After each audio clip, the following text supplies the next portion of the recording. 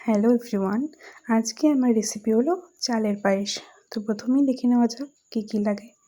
প্রথমেই লাগবে 500 ml দুধ এবং তারপরে তার পরিমাণ অনুযায়ী 50 গ্রাম মতো গোবিন্দভোগ চাল, পরিমাণ মতো চিনি, আর যেহেতু আমি গুড় এই সময় পাইনি তো গুড়ের বাতাসা।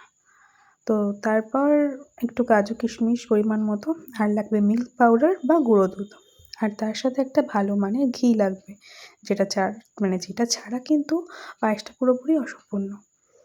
তারপর আমি গ্যাসটা অন করে ওই ঘি নেব 1 চামচ মতো, পরিমাণ মতো, চালের পরিমাণ মতো তোমরা ঘিটা অ্যাড করবে। আমি ঘিটা দিয়ে একটু গরম করতে থাকবো। ঘিটা যেই গলে যাবে তারপরে সেই 50 গ্রাম যে গোবিন্দভোগ চালটা রেখেছিলাম সেটা দিয়ে দেবো। দিয়ে আমি হালকা করে এটা ভেজে নেব, কারণ বেশি ভাজলে বা বেশি লাল লাল করলে কিন্তু পরে চালটা কিন্তু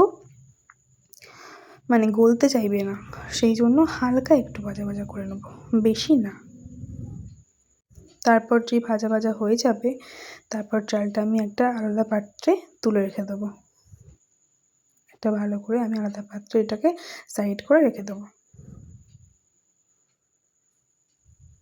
সাইড করে রেখে দেওয়ার পর আমি নিয়ে নেব সেই দুধটা আমি তারপর কড়াইটা গরম করে নেওয়ার পরে আমি সেই দুধটা কিন্তু সেই কড়াইয়ের মধ্যে দিয়ে দেবো। আজকে আমি কড়াইতেই এই পায়েসটা করব। অনেকে হাঁড়িতে করে, বাট আমার পায়েসটা অল্প বলে আমি কড়াইতেই করব। দুধটা ঢেলে দেওয়ার পরে দুধটা ভালো করে কিন্তু জাল দিয়ে দেবো। দুধে বলক ওঠার আগ পর্যন্ত কিন্তু ভালো করে জাল দিতে হবে এবং দুধটাকে একটু কমিয়ে নিতে হবে। ভালো করে জাল দিয়ে একটু কমিয়ে নেওয়ার পর তারপরে কিন্তু আমরা চালটা অ্যাড করব, তার আগে কিন্তু না। দেখো, জাল দেওয়ার পর কিন্তু বেশ সুন্দরভাবে দুধ ফুটতে শুরু করে দিয়েছে, বেশ খানিকটা কমেও গেছে হালকা। তো তারপর আমি আরও একটু ভালোভাবে কিন্তু জালটা করে নেব। তারপর দুধটা ফুটে আসলে সেই ভেজে রাখা চালগুলো কিন্তু আমি দুধের মধ্যে অ্যাড করে দেবো। অ্যাড করে দিয়ে কিন্তু ভালোভাবে নাড়তে হবে, খুব সুন্দরভাবে কিন্তু আমাকে এই দুধের সাথে যে চালটা আমি দিলাম সেটা ভালোভাবে কিন্তু নাড়তে হবে। দেখো, তারপর কিন্তু চালটা ফুটতে শুরু করে দিয়েছে। এটা কিন্তু অনেকক্ষণ ধরে ফোটাতে হবে, বেশ 50% সেদ্ধ হয়ে আসলে তারপর আমরা এর সাথে যেটা অ্যাড করবো সেটা অ্যাড করব। তার আগে কিন্তু এটার মধ্যে কিছুই দেওয়া যাবে না, না হলে এর আগেই যদি মিষ্টি দিয়ে দিই তাহলে কিন্তু চালটা না গলার সম্ভাবনা আছে বা খেতেও ভালো হবে না। তারপরেই যখন দুধটা ফুটে আসবে তখন তার মধ্যে আমি এই কাজু আর কিশমিশগুলোতে এগুলো অ্যাড করে দেবো, ঠিক তখনই।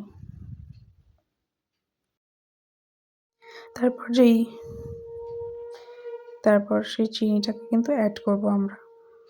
চিনিটা বেশি দেব না, কারণ যেহেতু চিনিটার আমি এই পায়েসটার মধ্যে গুড়ের বাতাসা ইউজ করবো, সেই জন্য চিনিটা বেশি দেব না। অল্প 4 চামচ মতো দিলেই হবে, বেশি দেওয়ার কোনো দরকার নেই।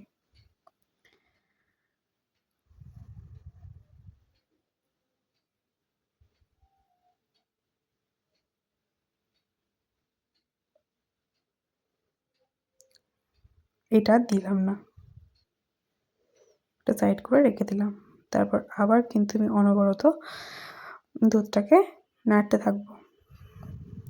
তারপরে 1 চিমটে নুন নিয়ে আমি এই দুধটার মধ্যে মিক্স করব। তোমরা না চাইলে তোমরা যদি না চাও তাহলে তোমরা এটা স্কিপ করে যেতে পারো, বাট আমি একটুখানি দেওয়া পছন্দ করি, সেই জন্য একদম সামান্য একটুখানি নুন আমি এতে অ্যাড করলাম। করে আমি আবার এটাকে ভালোভাবে নাড়তে থাকবো এবং জাল দিতে থাকবো।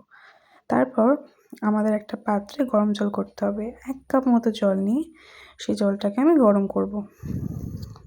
জলটা ভালোভাবে গরম হয়ে আসলে তারপর আমার ওতে একটা কাজ আছে। তার মধ্যে আমি পায়েসটা একটু নেড়ে দিলাম এবং সেই দুধটা সেই জলটা যেই জাল দেওয়া হয়ে গেল সেই জলটা আমি এই কাপটার মধ্যে ঢেলে নিলাম। ঢেলে নেওয়ার পর আমি যে সেই মিল্ক পাউডারটা রেখেছিলাম সেই মিল্ক পাউডারটা কিন্তু আমি অ্যাড করব এই জলটার মধ্যে এবং ভালো করে গুলে নেব। ভালো করে কিন্তু এটা মিক্স করতে হবে, কোনো দলা যাতে না থাকে, খুব ভালোভাবে কিন্তু এটাকে মিক্স করতে হবে।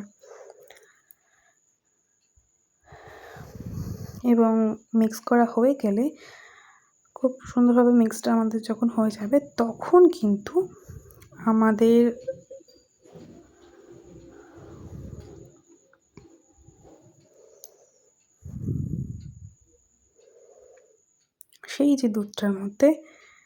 এই যে দুধটার মধ্যে আমাদের তখন সেই রেখে দেওয়া, তার আগে আমাকে একটু ভালো করে পায়েসটা নেড়ে নিতে হবে।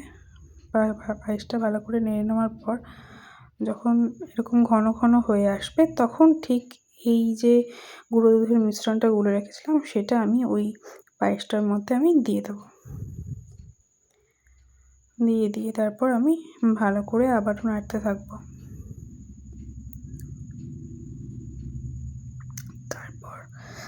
তারপর হয়ে আসলে এই যে বাতাসাটা আমি রেখেছিলাম গুড়ের বাতাসাটা, সেটা কিন্তু মিক্স করে দেবো। বেশি মিক্স করব না, আমার মনে হচ্ছে একটু বেশি মিষ্টি হয়ে যাবে, সেই জন্য আমি কয়েকটা বাতাসা সাইড করে রেখে দিলাম, আর বাদ বাকিগুলো কিন্তু আমি এতে অ্যাড করে দিলাম। দিয়ে আমরা আবারও ভালো করে নাড়তে থাকবো যতক্ষণ না বাতাসাটা পুরো মেল্ট হয়ে পায়েসের সাথে মিশে যাচ্ছে ততক্ষণ।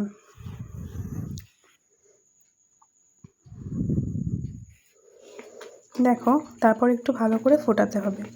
ফোটানোর পর যেই দেখছো আস্তে আস্তে পায়েসটার কালারটা একটু চেঞ্জ হচ্ছে, তখন বুঝতে হবে যে বাতাসাগুলো সুন্দরভাবে পায়েসের মধ্যে মেল্ট হয়ে যাচ্ছে।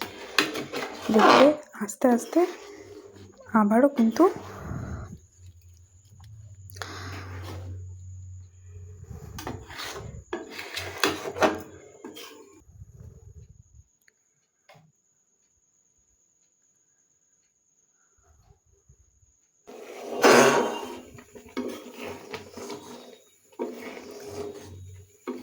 দেখো কালারটা কিন্তু অনেকটাই চেঞ্জ হয়ে এসছে, অনেকটাই একটু সুন্দর মিষ্টি কালার এসেছে।